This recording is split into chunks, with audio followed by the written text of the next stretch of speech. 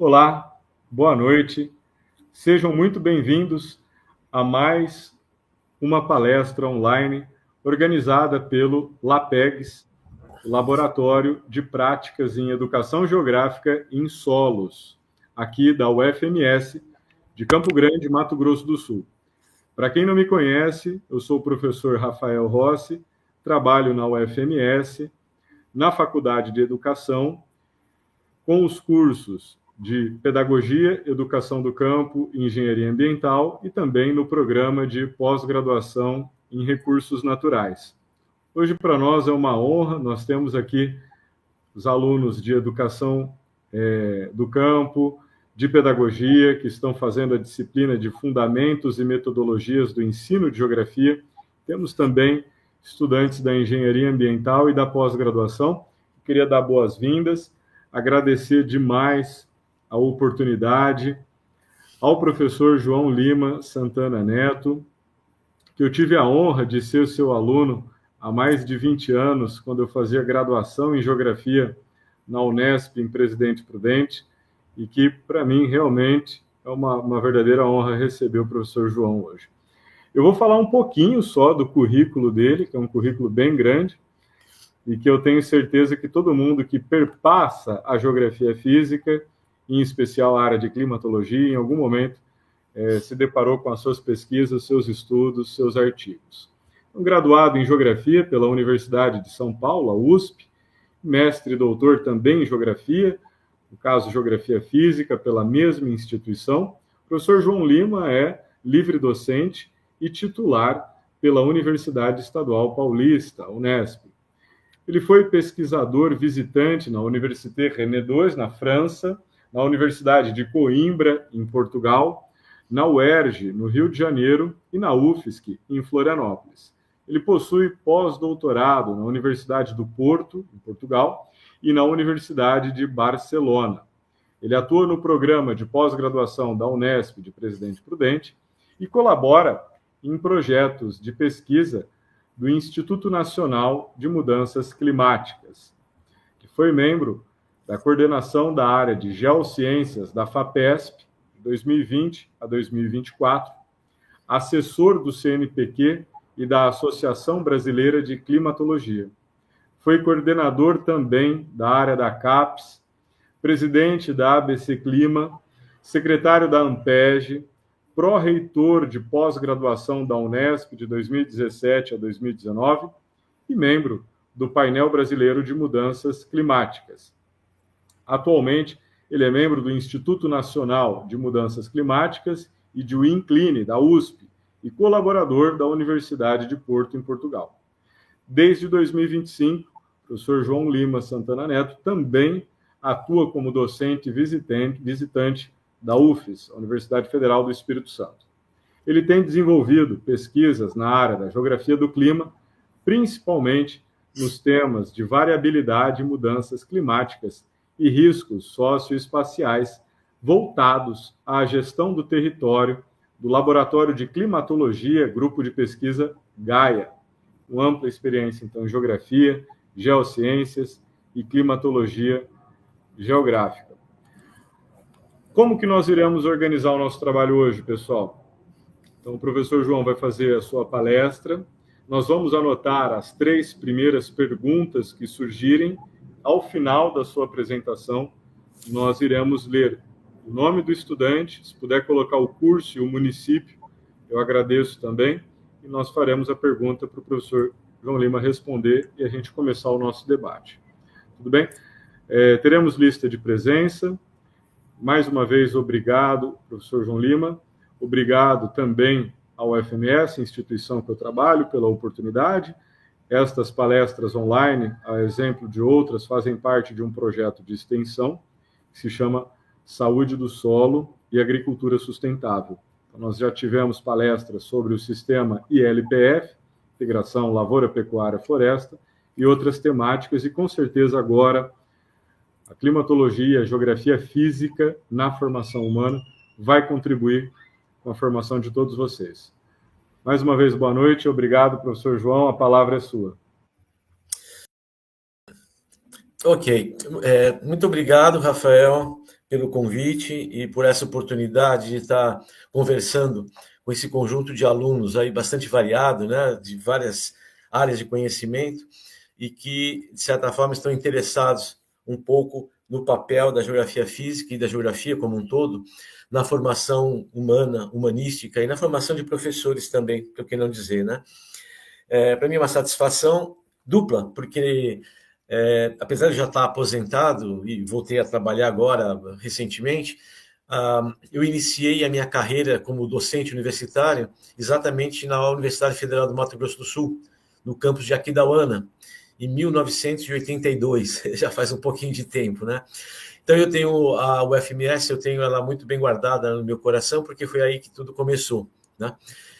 Bem, mas dando início então à minha fala, o que eu elaborei para vocês é falar um pouco sobre a geografia, o papel da geografia, a relação da geografia física com a geografia, tanto do ponto de vista metodológico, como do ponto de vista das pesquisas e da importância para o conhecimento.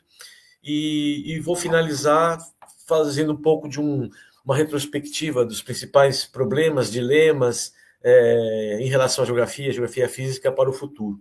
Tá?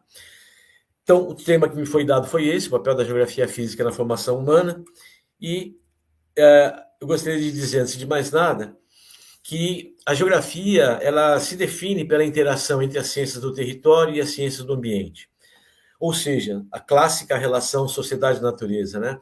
É uma ciência que tem, por natureza, trabalhar nessas duas esferas do conhecimento, que são importantíssimas, né? A sociedade, com tudo que envolve a sociedade, inclusive a economia, inclusive as questões culturais, as questões sociais, propriamente dita, né? E a natureza, ou seja, todos os elementos que compõem a natureza, a climatologia, a meteorologia, a biogeografia, solos, né? Pedologia, geomorfologia, assim por diante. Então, é uma ciência bastante complexa, inclusive, bastante eclética, vamos dizer assim, né? Já que ela estuda fatores muito variados do meio físico, do meio natural, mas também no meio social e econômico. O papel da geografia física dentro da geografia é exatamente fazer a ponte que existe entre as ciências humanas, estudadas pela geografia humana, e as ciências que estudam o ambiente. Então, a geografia física, ela faz essa ponte de diferentes maneiras. E essas diferentes maneiras são definidas pelo pesquisador. Ou seja, quem vai fazer uma pesquisa, quem vai fazer um estudo, partindo da geografia física, ele vai ter que escolher, que determinar qual é o método de trabalho. E nesse método significa como é que eu vou enxergar o meu objeto através da geografia física, por que lentes, né? Por que caminhos, que é exatamente o que o método faz. Eu vou apresentar rapidamente aqui os principais métodos, né, de investigação, que aí no caso não são só da geografia física, mas da ciência como um todo, considerando que o método se define como a forma através da qual nós estabelecemos uma conexão entre o sujeito e o objeto, né? Ou seja, todo conhecimento, para existir, ele precisa ter um sujeito e um objeto. O sujeito é o observador, ou seja, é aquele ser ou uma entidade que tem consciência, que tem intencionalidade. E o objeto é a coisa ou o elemento observado ou experimentado por um sujeito. Então, por exemplo, as mudanças climáticas, né? Quando se diz assim, precisamos lutar contra as mudanças climáticas, é um grande equívoco, porque mudança climática não é sujeito, é objeto. O sujeito somos nós, a humanidade, né?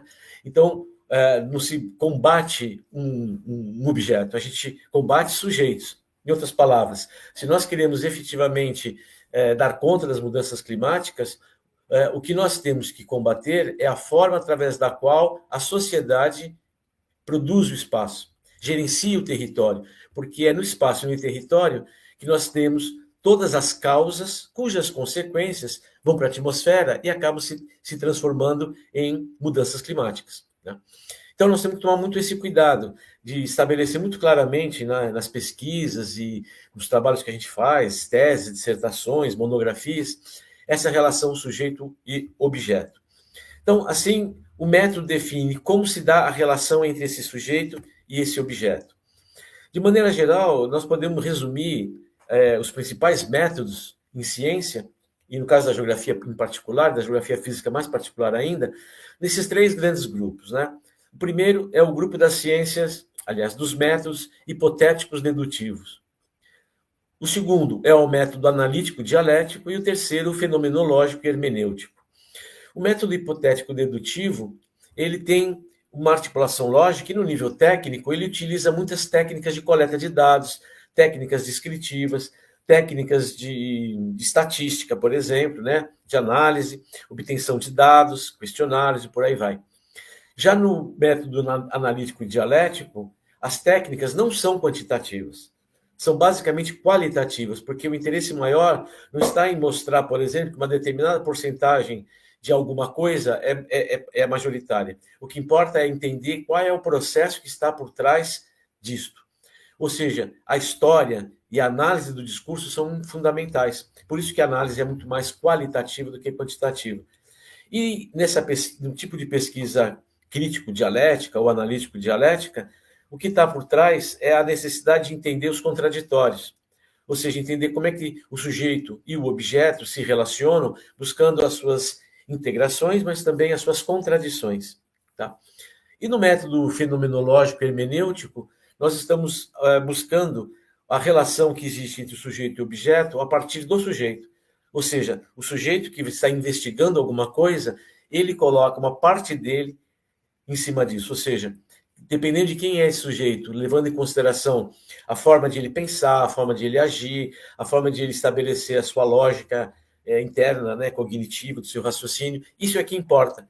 Portanto, é a história de vida do próprio sujeito que está em jogo, vamos dizer assim, né, é o que é mais importante.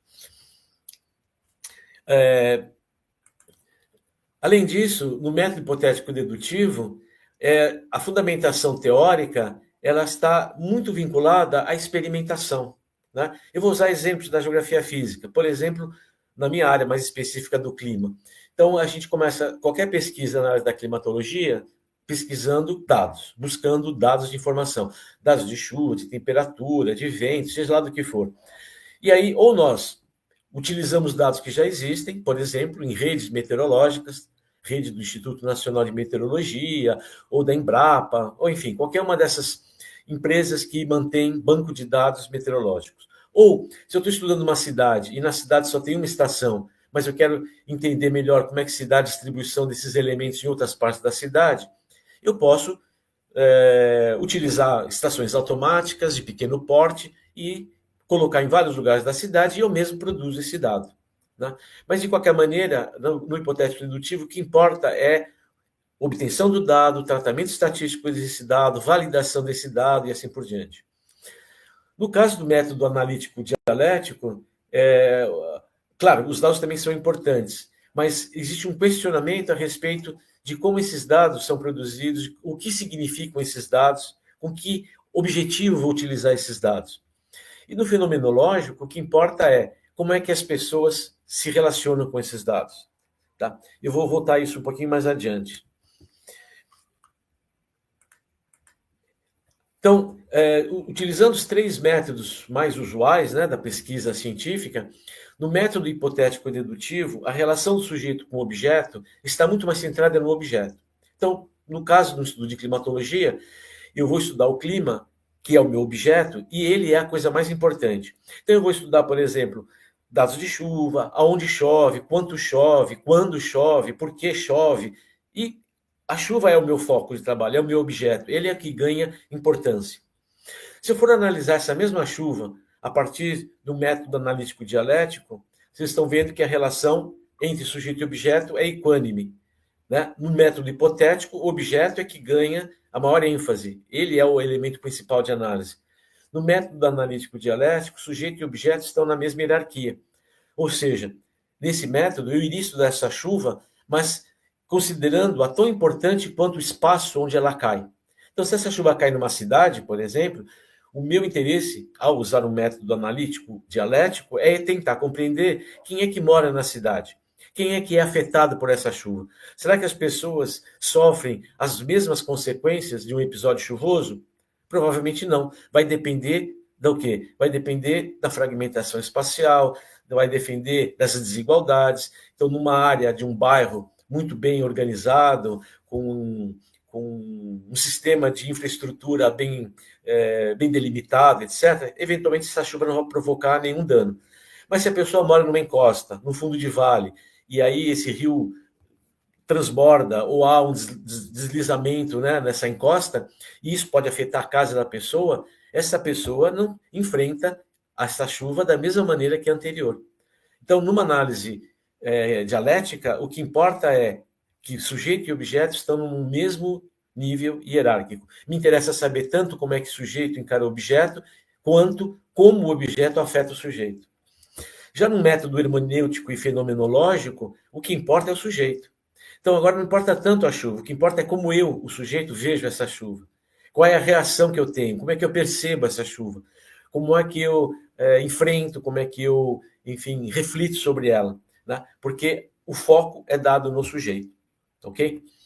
Então, pensando dessa forma, quando a gente analisa uma ciência de maneira geral, toda ciência tem os seus paradigmas, né? Toda ciência tem as suas categorias de análise, e no caso da geografia, nós temos basicamente as 5 categorias de análise, que são o espaço, o território, a paisagem e a região, lugar.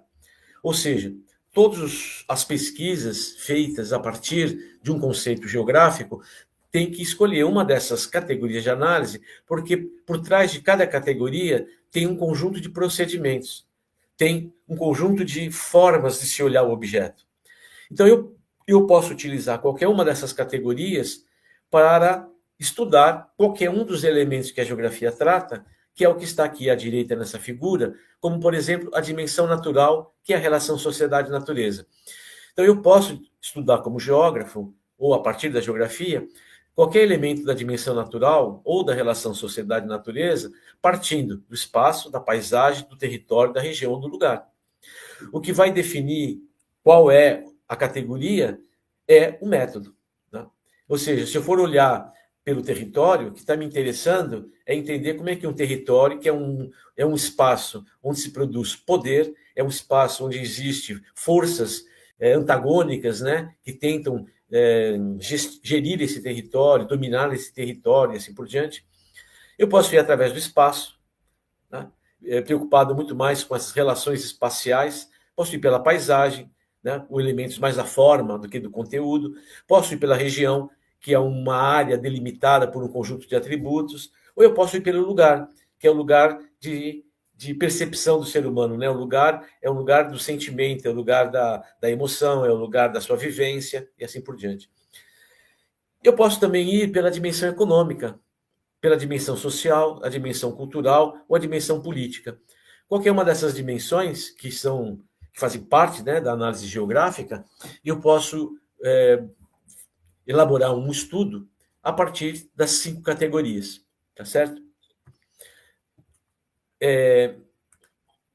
No caso da geografia física, que tem como objetivo principal o estudo dos sistemas naturais, que vocês estão vendo embaixo à esquerda, então nós partimos, quem trabalha com a geografia física, parte dos seus estudos, dos seus trabalhos, das suas teses, seja lá o que for, parte do sistema natural, certo? Então, partindo do sistema natural, eu posso ir para vários caminhos. Eu posso ir para o norte, vamos dizer assim, né? Olhando essa figura, eu estou interessado em estudar algum elemento do sistema natural vinculado a um sistema social ou cultural. Por exemplo, ligado a um sistema social, como, por exemplo, numa cidade, o efeito de ondas de calor, né? Então, onda de calor vem do clima, então é um elemento da natureza, eu estudo como um sistema natural, mas eu estou interessado em entender como é que a temperatura provoca, por exemplo, ondas de calor e como é que essas ondas de calor afetam a sociedade. Então, eu parto de sistemas naturais e, a partir de uma abordagem socioespacial, eu vou escolher o espaço ou o lugar para entender a relação disso com um sistema social ou cultural. Se for um sistema social, eu vou pelo espaço. Por quê? Porque um sistema social vai me dar uma ideia de como a cidade é organizada, gerida, como ela é fragmentada, como ela é desigual, né? Então, eu vou estar interessado em mostrar, por exemplo, que nem todas as pessoas vão sofrer, a partir de uma onda de calor, os mesmos efeitos, porque depende de onde elas moram, quem elas são, se elas têm acesso à tecnologia, não é verdade? Agora, se eu estou interessado em ir mais pela percepção, aí eu vou pelo lugar e chego no sistema cultural. Porque aí eu estou interessado em saber como é que as pessoas percebem essa onda de calor.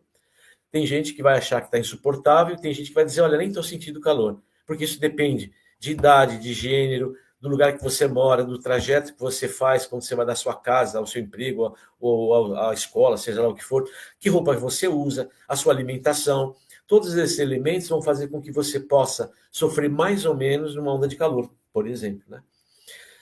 Bom, mas eu também posso partir do clima, sistema natural, e estou interessado em trabalhar uma perspectiva da região, como categoria de análise, a relação do clima com o sistema de produção. Vamos imaginar que seja, por exemplo, com a agricultura, né?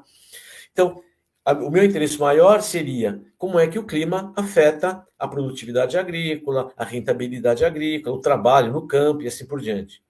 Então, vamos imaginar que eu vá fazer um trabalho mais ligado à agroclimatologia.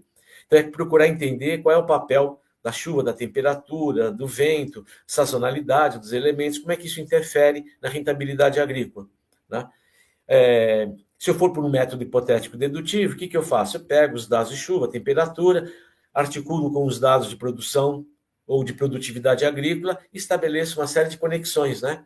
Quando chove mais, você tem aumento de produtividade, se chove menos ou chove na hora errada, você tem uma perda de safra e assim por diante. Mas também, se eu for fazer essa análise a partir de um método dialético, né, eu posso chegar à conclusão de que, na verdade, não é tanto a chuva que interfere nessa rentabilidade.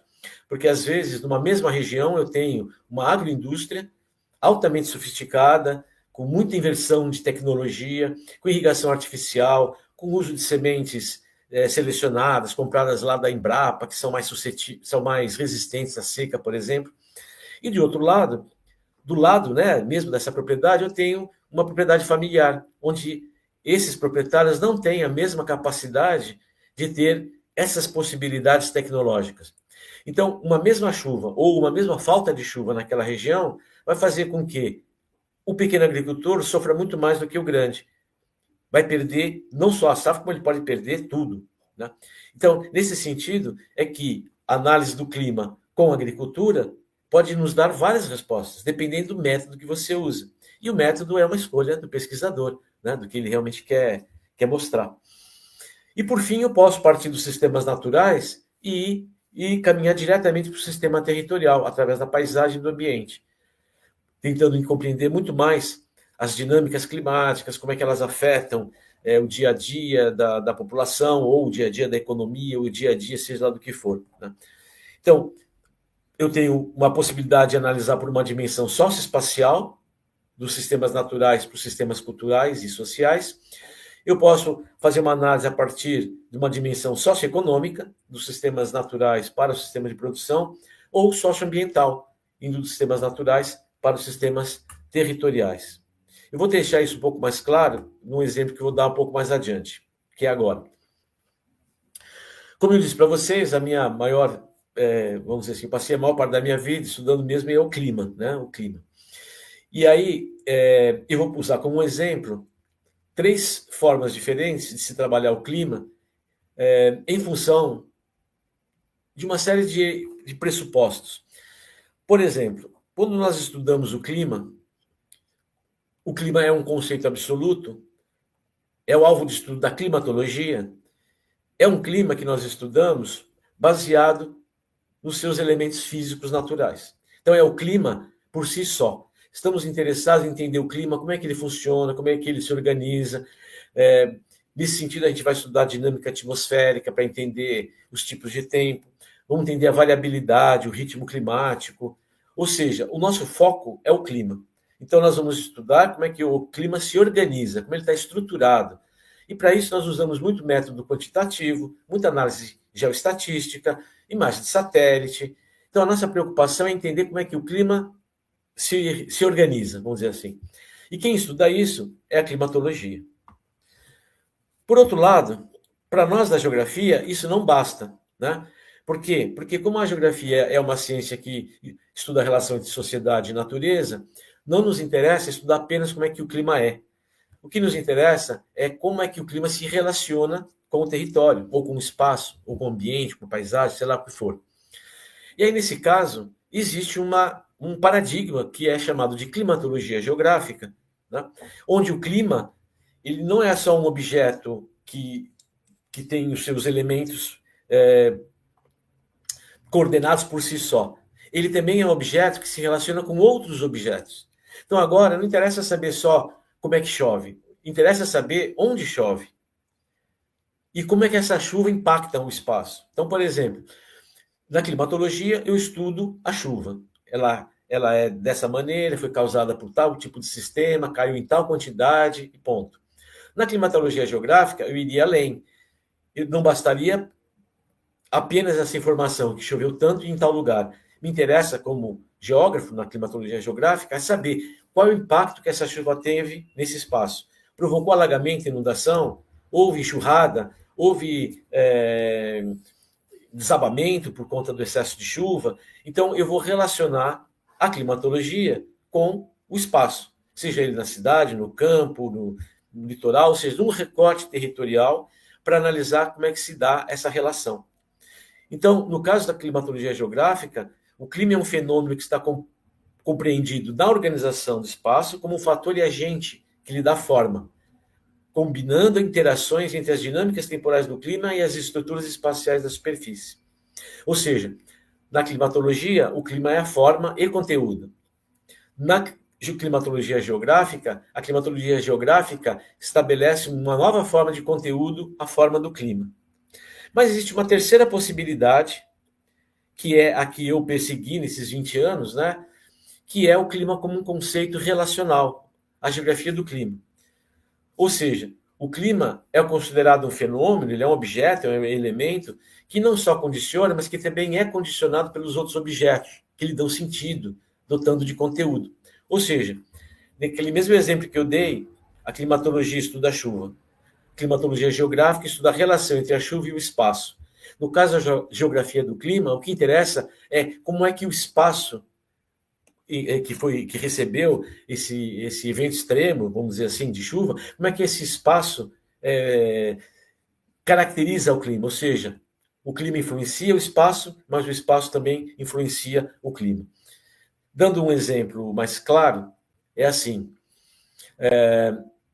imaginar a cidade de São Paulo recebe uma entrada de uma frente fria. A cidade de São Paulo é imensa, e é muito fragmentada, muito desigual, ela é um espaço bastante complexo, né? Mas quando entra uma frente fria, essa frente fria varre a cidade inteira. Nubla, esfria, chove, certo? Então, se você imaginar o seguinte, num prédio da Avenida Paulista, trabalha um executivo de uma multinacional que mora num condomínio de alto padrão chamado Alphaville. Então, ele vai de helicóptero trabalhar e desce lá no teto do seu prédio, onde é a empresa que ele trabalha. Tá? Então, choveu muito, alagou. Para ele, isso não vai causar muito efeito. Né? Ele vai pegar o helicóptero, vai chegar lá, vai trabalhar. Eventualmente, ele pode ter alguma situação que atrase uma reunião dele, ou, de repente, ele tem que ir num dentista que fica ali nos jardins, ele não vai poder ir. Esse é o efeito, né, dessa configuração social em relação ao clima. Agora, vamos imaginar que o porteiro desse mesmo prédio mora no extremo sul da cidade, numa área completamente desprovida de infraestrutura, né? Rua de terra, problemas de córregos que transbordam, ou ainda uma vertente íngreme. Esse cara, quando começa a chover, ele fica em pânico, porque ele não sabe se quando ele chegar em casa, ele ainda tem casa. Então, vejam, um mesmo fenômeno geográfico, ou seja, uma chuva provocada por uma frente fria, ela é percebida, sentida, enfrentada de diferentes maneiras, dependendo de quem você é na sociedade. Então, essa é a relação dialética que existe entre o clima e a sociedade ou o espaço geográfico. Né? Nesse ponto de vista, a gente tem que considerar, então, que o clima também é uma construção social, ele não é só um fenômeno físico. Né? Ele é uma construção social, por quê? Porque é a dimensão socioespacial da geografia que vai qualificar o significado do clima. já que para nós interessa menos o clima em si do que o clima na sua relação com os demais elementos do espaço geográfico, né? Não sei se estou falando muito rápido, né? Então, só para finalizar essa parte, acho que é importante reforçar que no espaço geográfico, né? Tá ótimo, professor. Tá, obrigado. Que o espaço geográfico ele confere ao clima um monte de atributos, né? Não só os físicos naturais, mas ele também nos transmite outras dimensões possíveis, como as culturais, o simbólico, as psicossociais da vivência, as ideológicas da desigualdade, entre outros, né? Então, na verdade, essa combinação entre conteúdo e forma, entre clima e sociedade, é que confere ao clima, além dessa materialidade da chuva ou da temperatura, as diversas dimensões de climas que são experimentado pelas pessoas, vivido pelas pessoas, percebido pelas pessoas, enfrentado pelas pessoas, em diferentes formações socioespaciais, cujos meios técnicos são os mais diversos e se encontram em diferentes contextos históricos.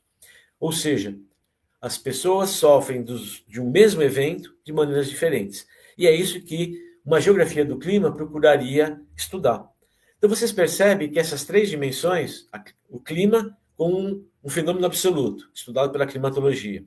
O clima como um fenômeno relativo, né? Porque ele está na relação entre o clima e o espaço, que é da climatologia geográfica. E o outro, que é, na verdade, o espaço geográfico, a sociedade que percebe, enfrenta e, de certa forma, tenta compreender como é que o clima age, levando em consideração qual é o seu papel, qual é a sua posição numa determinada sociedade. E aí é uma geografia do clima. Ou seja, é um aspecto de um clima como um fenômeno relacional.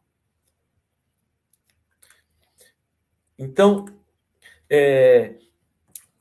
nesse ponto de vista, em que a geografia física, ao mesmo tempo que ela tem um papel fundamental, né, para a compreensão dos fenômenos geográficos como um todo, mas, por outro lado, nós não podemos esquecer que nós ainda temos vários problemas de conexão entre a geografia física e a humana que são quase que insuperáveis, né? Infelizmente. E o primeiro deles são as dicotomias, ainda, né? Problema sério da geografia, entre a geografia humana e a geografia física. Por um lado, os geógrafos humanos desconsideram muito o papel da natureza e do ambiente nas suas análises. Ou seja, eles trabalham em territórios, em uma humanidade, aliás, né, desnaturalizada. E, por outro lado, na geografia física, ainda se trabalha muito com o conceito de territórios desumanos, onde não há gente, onde não há necessidades. Ou seja, quando eu trabalho com clima puro ou com solo puro, não estou dizendo que essas pesquisas não são importantes, são fundamentais, tá? Mas elas, quando a gente faz isso, eu estou fazendo climatologia, eu estou fazendo geomorfologia, eu não estou fazendo geografia. Tá? Para fazer geografia, eu teria que dar um indicativo de para que lado vai o meu estudo, seja ele de solo, de clima, ou de vegetação, ou de hidrologia, seja do que for, para onde eu vou encaminhar o meu estudo, que de alguma forma seja útil, seja percebido pela sociedade, incorporado pela sociedade ou por grupos sociais, como uma informação que vai modificar ou melhorar a vida delas, né? Então, esse é um problema que nós ainda enfrentamos. O outro, e aí não é só da geografia física, é da geografia e da ciência em geral, é o problema da reprodução do conhecimento e a falta de originalidade, né? O que a gente tem visto é uma reprodução tremenda de conhecimento, onde você só muda uma vírgula, uma pequena coisa no seu estudo, né, para acrescentar alguma coisa no conhecimento como um todo. Então, eu chamo sempre a atenção dos alunos, né, para que eles sejam ousados, para que eles sejam originais. Vale muito mais a pena você ser um original, que chegou a um resultado de pesquisa, e o resultado, na verdade, não é o esperado. Isso é tão importante para a ciência quanto uma verdade, ou seja, um resultado alcançado, que é o que se espera. É tão importante o que se espera como aquilo que não se espera. Além disso, nós temos tido também um embate, né, entre o empirismo e o teórico, né, porque existem muitos pesquisadores que acham que a realidade está explicada pelo método. Então, eu não preciso fazer experimentação, eu não preciso ir a campo, eu não preciso fazer entrevistas, eu não preciso nada disso, porque a minha teoria já vai me explicar o resultado. Né? Então, a minha teoria diz, por exemplo, que um grupo de pescadores, por exemplo, do litoral, né? Um grupo de pescadores que não são proprietários da terra, são caiçaras. E eu chego lá e digo assim, bom, eles são expropriados, então vão ser expropriados, eles não são proprietários da terra, eles têm uma série de características que a teoria me diz que eles são camponeses. E eu vou lá e digo para eles, vocês são camponeses. E eles dizem, não, nós somos caiçaras. Mas na teoria, né, a formação daquele grupo sugere outra coisa. O contrário também é verdadeiro, né? Ou seja, a falta de teoria, porque a experimentação fala por si. Então, tem muita gente que vai ao campo, faz as entrevistas, recolhe o resultado e acaba descobrindo coisas que já se sabiam, porque ele não foi na teoria, ele não foi nas referências bibliográficas, ele não foi ver outros estudos que já foram feitos daquela mesma maneira, que resultado chegou. Então, nós temos que tomar cuidado entre teoria e prática, as duas são fundamentais para os trabalhos da geografia física e da geografia como maneira geral. Uma outra questão que tem acontecido nos últimos tempos, que também são preocupantes, é a substituição da força simbólica da justiça social pela defesa do meio ambiente, como se elas fossem dimensões contraditórias, né? Então, eu já ouvi muito de colegas da geografia humana falando assim, mas vamos gastar dinheiro para salvar lá 3.000 por leão-dourado da Serra do Mar, enquanto há tantas famílias morrendo de fome, como se fosse o dinheiro que é usado em pesquisas na Mata Atlântica para tentar salvar da extinção o mico-leão-dourado, como se isso fosse uma coisa contraditória ou, de certa forma, ela fosse neutralizada, né, pela falta de dinheiro que se tem para utilizar, por exemplo, para a diminuição da justiça social. Elas não são antagônicas, não são contraditórias, são complementares. E na geografia nós estamos perdendo um pouco isso, essa força simbólica da justiça social que permeia todas as ciências sociais, da qual a geografia faz parte. E, por fim, um outro problema que a geografia tem enfrentado nos últimos anos é a tal da geografia de tudo. Basta eu ser capaz de cartografar qualquer fenômeno, aquilo passa a ser geografia. E a gente tem que tomar muito cuidado com isso, porque nem tudo que pode ser geografado cartograficamente é geográfico. E nós corremos esse risco de tentar, ao tentar tratar de tudo, a gente não consiga mais explicar absolutamente nada. Né? Então, a geografia tem, às vezes, essa tendência, né, de invadir modo de dizer, mas trabalhar com temas de outras áreas do conhecimento e querer explicar esse fato apenas com métodos e procedimentos da geografia. Se você pretende trabalhar, por exemplo, com sociologia ambiental, que é uma área de intersecção entre a geografia e a sociologia, entre a geografia física e a sociologia, eu não posso estudar um tema como este me baseando única e exclusivamente na produção científica da geografia. Eu tenho que entender como é que o sociólogo enxerga o ambiente, como é que o historiador compreende o ambiente, né? Para que essa coisa se complemente. Né? Então, indo já aqui para o fim, eu acho que, como reflexões finais, nós temos que tentar buscar novamente a unicidade da geografia. Né? Temos que admitir que essa conectividade entre os processos territoriais e ambientais é a grande sacada da geografia, é a grande força que a geografia tem no rol das demais ciências. É essa capacidade de interagir os elementos do território e do ambiente. É fundamental que a geografia humana aceite a imanência da natureza no território e, por outro lado, os sujeitos sociais não são externos ao ambiente, muito pelo contrário. Não se pode ser desconsiderados da geografia física. Né? E eu vou indo aqui mais rápido, porque o meu tempo está acabando. Né? Então, eu considero que a geografia ela é a ciência melhor estruturada, melhor preparada, que possui as ferramentas mais poderosas para ser uma ciência imprescindível para o século XXI, principalmente em tempos de emergência climática, como nós estamos vivendo. Né? A questão das mudanças climáticas, elas estão perenes, elas estão ocupando todos os espaços de todas as atividades humanas, na cidade, no campo, na economia, em todos os setores. Né? Então, a geografia ela tem uma contribuição enorme para dar, e para isso nós precisamos estar bem instrumentalizados tecnicamente e temos que estar muito bem preparados teoricamente, né, para isso. Agora, para que isso tudo aconteça, a gente tem que ter uma capacidade de discernir entre o que é central irrelevante, né? Daquilo que é diletante secundário. É importante a gente tentar tratar de temas e questões que são essenciais, importantes. Nós temos que ter um profundo conhecimento teórico, né? Não dá para fazer pesquisa sem teoria, sem pesquisa, sem leitura. Uma capacidade de interpretar e ressignificar a realidade que nos é confrontada.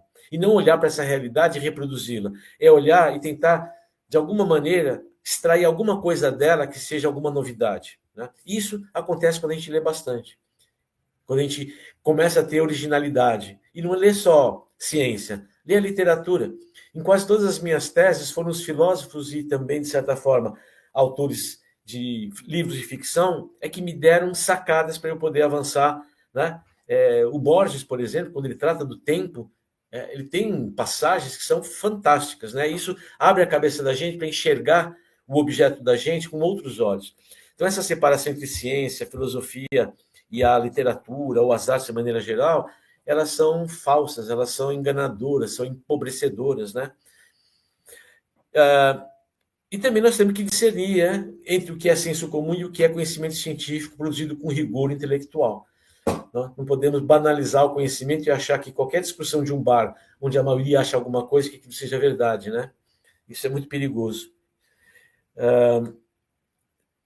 Bom, enfim, acho que era mais ou menos isso que eu tinha para dizer, nesses 40 minutos que me foram dados. Né? Espero que, de alguma maneira, a minha fala traga alguma reflexão para vocês. E agradeço ao convite e agora estou aqui à disposição para perguntas, observações, seja o que for. Obrigado. Excelente, professor João Lima. Excelente. Parabéns. Muito obrigado pela aula. E eu vou puxar a fila. Eu tenho um comentário e tenho uma pergunta. Meu comentário é: eu tenho tentado trabalhar nas disciplinas em que eu leciono sobre o que é a geografia. De uma maneira, eu costumo falar que a geografia é uma ciência de síntese. E a síntese, no caso, vem justamente desta distinção entre o conhecimento do senso comum e o conhecimento científico. Os gregos tinham até duas palavras para poder discernir: a doxa e a episteme, né? E a sofia. Então, doxa era o conhecimento popular, sofia era o conhecimento adquirido com a experiência, por isso que se dizia que os mais velhos eram mais sábios, e a episteme, sim, vinha do conhecimento rigoroso, intelectual, fruto da pesquisa e da análise. Daí, inclusive, o radical da palavra epistemologia. E costumo falar que trata-se de uma especialização, né? Às vezes, uma fragmentação desmedida, em alguns casos. Mas trata-se de uma especialização em que nós devemos fazer o retorno a essa abordagem sistêmica. Tem um colega nosso, que eu tenho também o privilégio de poder chamar de amigo, o professor Carlos Armênio Catunian, lá da Exalc USP, da área de agronomia, e que tem desenvolvido trabalhos na área da produção orgânica, chamando a atenção para essa questão de método da abordagem sistêmica. E eu acho isso extremamente produtivo e interessante para nós que estamos trabalhando com a geografia, em especial a geografia física. No meu caso, o senhor tem trabalhado com clima, eu tenho trabalhado com a geografia física mais na área de solos e sistemas agroflorestais.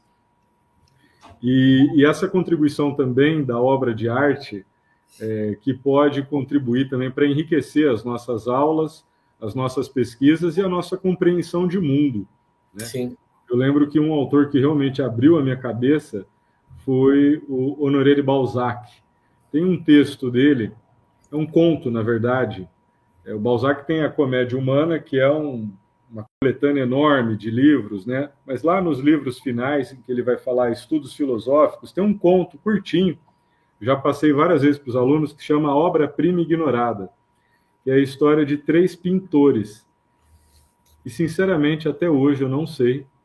Um dia eu vou conversar com um colega da literatura, né, que tenha mais a bagagem nisso. Até hoje eu não sei se eles estão falando de arte ou se estão falando de ciência. Porque a todo tempo eles estão falando da relação entre sujeito e objeto.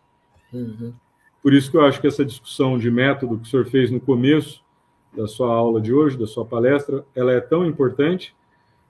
Eu tenho tentado trabalhar com o método humano-processual, que é uma abordagem que tem origem lá em Aristóteles, perpassa São Tomás de Aquino, o próprio Hegel, e mais recentemente autores como o próprio Sartre e outros, né? Que dizem uma coisa muito interessante que também me faz refletir muito, que o papel da pesquisa é revelar o segredo do objeto. Uhum. Porque o objeto é algo extremamente rico, multidimensional e que não se mostra pelo simples olhar, né? Então, o papel do conhecimento é se aproximar desse objeto, que é um objeto vivo, que é dinâmico. Nós podemos pesquisar 30, 40, 50 anos o mesmo objeto e ainda assim não vamos conhecer tudo daquele objeto. Nós vamos passar, mas o objeto continua, o objeto ele é rico. Então, esse é o movimento de a gente ir atrás dele, da sua lógica imanente, não da sua lógica aparente. E aí uma outra questão que o método humano processual nos coloca, enquanto pesquisadores, é que ele fala que ao produzir conhecimento, ao nos aproximarmos da lógica essencial do objeto, nós também devemos nos conectar com a humanidade de uma maneira mais sensível. E eu acho isso extremamente profundo e elucidativo, tanto para quem é cientista quanto para quem é professor. E nós, Claro. na universidade, acumulamos essas duas funções, às vezes até três, até mais, porque também fazemos papel administrativo, de gestão. É verdade. Já fez também. Então, se o papel da pesquisa não tiver te deixando um ser humano mais conectado com a humanidade de uma maneira científica, é um momento de refletir, né? Agora, sim, esse foi o meu comentário. E a minha pergunta é, como que o senhor vê? Eu tenho trabalhado muito com a intersecção entre a geografia física e a área da agronomia. Como que o senhor vê nessa conexão os desafios, né, as possibilidades que nós, geógrafos, poderíamos contribuir com a área da agronomia? Porque, por exemplo, na questão do clima, o senhor falou que não é uma área que eu estudo, mas que eu tenho visto alguns trabalhos extremamente interessantes, como que práticas conservacionistas do solo, do manejo e da conservação do solo, têm contribuído para o maior estoque de carbono e de matéria orgânica, mesmo em eventos climáticos extremos. Então, nós temos um trabalho até clássico, salvo engano, de 2015 ou 2014, se eu não estou enganado, em que houve um período de forte estiagem no Rio Grande do Sul, e aí aquelas lavouras de soja que estavam no sistema plantio direto, com solo coberto, permeado por raízes, tiveram maior produtividade, do que aqueles talhões que estavam no âmbito da agricultura convencional. Então, eu acho que esse é um dos vislumbres que eu vejo, como que nós, geógrafos, gostamos de trabalhar com geografia física, podemos também aprender e contribuir com a área da agronomia. Obrigado. Bom, eu não tenho muita experiência, né, nesse trabalho com agronomia. Quando eu cheguei em Prudente, nos primeiros anos, eu trabalhei muito com essa relação climatologia com agricultura, até com o Tomazelli, porque ele é engenheiro e fez Exalc, mestrado, doutorado, aprendi muito com isso. Mas o que é importante dizer é o seguinte, né? A nossa formação, a formação de cada um de nós, quando você escolhe uma faculdade, a gente tem que entender que o curso que a gente faz nos molda, né? Molda a nossa cabeça, molda a nossa forma de enxergar o mundo, né? Um geógrafo, por exemplo, quando um aluno entra no primeiro ano, o primeiro trabalho de campo que ele vai fazer, ele vai perceber que uma coisa é você olhar para que lugar que seja, né? Olhar com um olho de uma pessoa que ainda não fez geografia e olhar com os olhos de quem já está começando a ver essa realidade, com os óculos, com as lentes do geógrafo, essa realidade passa a ser outra. Então, nós somos moldados num curso de graduação a enxergar o nosso objeto de estudo, ou não só o nosso objeto, mas a realidade como um todo, de uma outra maneira. De uma outra maneira. E aí é nesse sentido que a nossa contribuição pode ser muito grande. Porque o engenheiro agrônomo, ele não tem uma formação humanística, ele não tem uma formação de buscar uma interface, vamos dizer assim, né, entre o que acontece no campo com as pessoas que estão vinculadas ao campo. Em geral, o que ele aprende no curso de agronomia, obviamente, é lidar com o solo, com a agricultura, com a parte do experimental, sementes, tipo de cultura. Tem o pessoal que vai mais para a agrometeorologia, tem os que vão mais para a parte de solos, etc. Mas ele é treinado, ele é moldado para enxergar o solo de uma maneira diferente do que um geógrafo que opta, por exemplo, que nem você, por trabalhar mais com a pedologia ou com a geomorfologia, no seu caso, acho que mais a pedologia, né? Porque nós temos essa preocupação, né? Não é o solo pelo solo, nós estamos interessados sempre em perceber como é que esse solo pode ser utilizado, ou como esse solo pode ser trabalhado, ou como esse solo pode ser conservado, e sempre pensando nas pessoas que habitam a parte de cima desse solo, né? Então, é por isso que as diferentes áreas do conhecimento, cada vez mais, precisam estar integradas, porque nenhuma área do conhecimento sozinha consegue avançar ou ultrapassar os limites do conhecimento atual, né? Nenhuma área do conhecimento consegue ir adiante hoje sem a interdisciplinaridade, porque só através dos múltiplos olhares é que todos nós somos capazes de ultrapassar as barreiras que são impostas pela nossa própria área de conhecimento, né? Então, não há dúvida de que o trabalho interdisciplinar não só é fundamental, como ele é o futuro mesmo. Já tem sido presente para algumas áreas, em alguns lugares. Nós estamos ainda no meio de campo, né? Ainda tem muita gente que trabalha sozinho, que não vê validade em trabalhar em conjunto. Quando eu digo trabalhar em conjunto, não é trabalhar com o seu colega do lado, mas é trabalhar com pessoas de outras áreas de conhecimento, de outras universidades, porque é a partir desse diálogo, quando você tem um mesmo paradigma ou um mesmo objeto lá no fim, depois de uma fase de estranhamento, onde cada um vai chegar àquele objeto e vai dizer, não, mas eu enxergo isso. Uma pessoa de outra área fala, não, mas eu enxergo aquilo. Eu não enxergo o que você está enxergando. Então, isso exige, né, um certo tempo de treinamento da equipe para que elas consigam não só enxergar agora esse objeto da sua maneira, avançando nisso, como eu sou capaz de ver por que o arquiteto vê daquela maneira, ou por que o agrônomo consegue enxergar daquela maneira. E aí é que começa a haver a troca.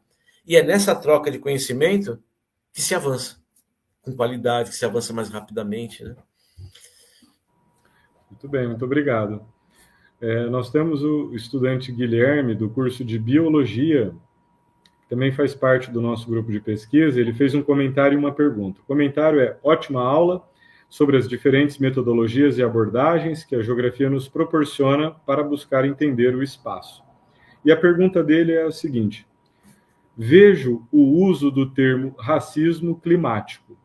Esse termo pode ser entendido nessa relação sujeito-objeto, que o foco da pesquisa seria o sujeito, como no método hermenêutico fenomenológico aqui apresentado? Uhum. Essas questões são questões muito sensíveis na atualidade, né? O racismo climático, a injustiça climática, o racismo ambiental, injustiça ambiental, porque é o seguinte, né? Depois de tanto tempo de pressões, como eu posso dizer, de grupos sociais que foram extremamente massacrados ao longo da história, como os indígenas, como a população negra, como a população, mesmo em muitos casos, as mulheres, né? O LGBT, enfim, diversos grupos sociais que ao longo da história foram oprimidos, reprimidos, violentados do ponto de vista dos seus direitos, etc. Hoje, na atualidade, esses grupos estão conquistando espaço. E quando um grupo novo conquista espaço, também há uma radicalização, né? Há uma radicalização. E aí o que acontece é que você vai querer explicar quase tudo através desses filtros, ou pelo racismo, né? Ou pelo gênero, e por aí vai. E aí é que eu acho que pode acontecer alguns perigos, né? Por exemplo, o racismo ambiental ou racismo climático é um termo que vem dos Estados Unidos, porque nos Estados Unidos, os negros e brancos não coabitam os mesmos espaços. No Brasil, eles coabitam o mesmo espaço. No Brasil, a questão, do meu ponto de vista, isso aí agora é pessoal, né? Mas do meu ponto de vista, mais importante do que racismo ambiental é injustiça ambiental. Porque quando falamos em injustiça ambiental, nós estamos falando de todos aqueles grupos sociais que sofrem a violência do sistema e são os que mais, de certa forma, são afetados pelas questões dos desastres, riscos, etc. E aí lá tem branco, tem negro, tem amarelo, tem mulato, tem LGBT, tem mulher, tem homem, porque aí isso é explicado pela classe social. Não. Então, mas é uma abordagem possível, pela abordagem da geografia do gênero ou da geografia etnográfica, né, de falar de racismo ambiental. Eu, particularmente, acho que empobrece, porque você tira da análise que ele está sendo prejudicado, ele está sendo, o negro, vamos dizer nesse caso, né, ou ele está sendo aviltado pelo fato de ser negro, quando, na verdade, isso acontece por ele ser pobre. Ainda que o negro seja um outro elemento que vai fazer com que essa pobreza dele seja mais difícil do que um pobre branco, não é verdade? Mas são opções, né? São opções do pesquisador. Né? O pesquisador ele tem essa possibilidade de enxergar o objeto da maneira que ele quiser, desde que tenha uma estrutura lógica, que tenha uma fundamentação, etc.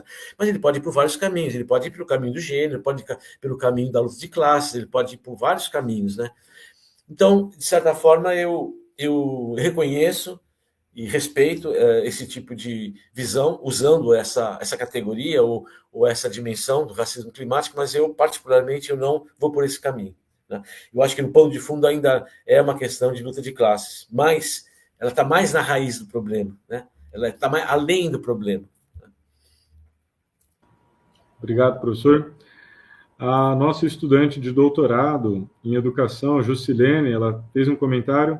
Agradeço pela palestra, sou pedagoga e vejo a importância de trabalhar os objetos de conhecimento da geografia desde os anos iniciais com uma base sólida e linguagem acessível à faixa etária. Esse foi o comentário dela. Uhum. E, por fim, o outro estudante nosso de doutorado, o Félix, colocou: ótimo, professor. Poderia comentar um pouco sobre os principais desafios da formação de professores para a geografia física no contexto atual, no qual a inteligência artificial parece impactar negativamente? Olha, como eu posso dizer? Não há dúvida que, em geral, eu não sei exatamente as razões, porque apesar de ter trabalhado 12 anos como professor do ensino fundamental e médio, antes de vir para a universidade, eu então tive alguma experiência, mas era uma experiência com alunos de uma outra época, né? Não era geração Z, não era geração... era outro tipo de aluno. Mas eu percebia claramente, desde aquele momento, que a geografia humana e econômica eram muito mais acessíveis, fáceis, de maior interesse dos alunos do que a geografia física. Né?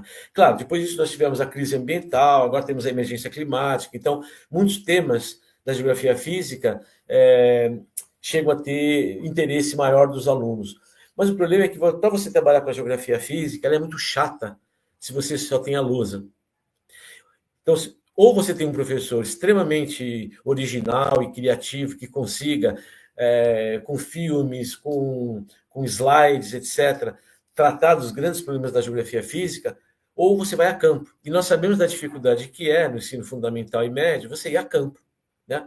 É uma logística que hoje envolve desde problemas com a direção, dos pais, autorização de pais, sair à rua com um monte de gente, a responsabilidade, etc.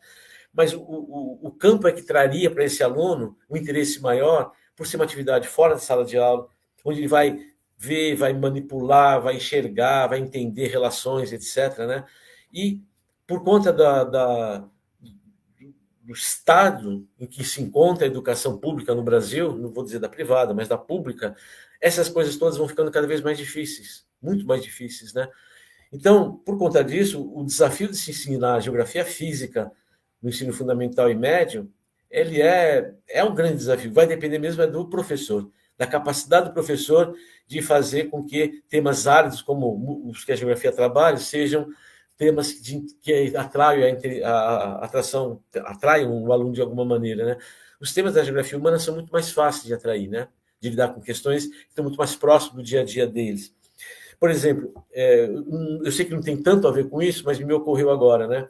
Eu tive um aluno que foi fazer uma pesquisa na Zona Sul de São Paulo, e a questão que ele queria trabalhar era a percepção dos moradores de um bairro onde tem muitos problemas de risco climático, tem muitas áreas de risco, e é uma população muito vulnerável, principalmente às chuvas, com enchente, deslizamento, etc., ele foi entrevistar a população do bairro. Depois de pedir autorização para o chefe do tráfico, tudo bem, ele foi.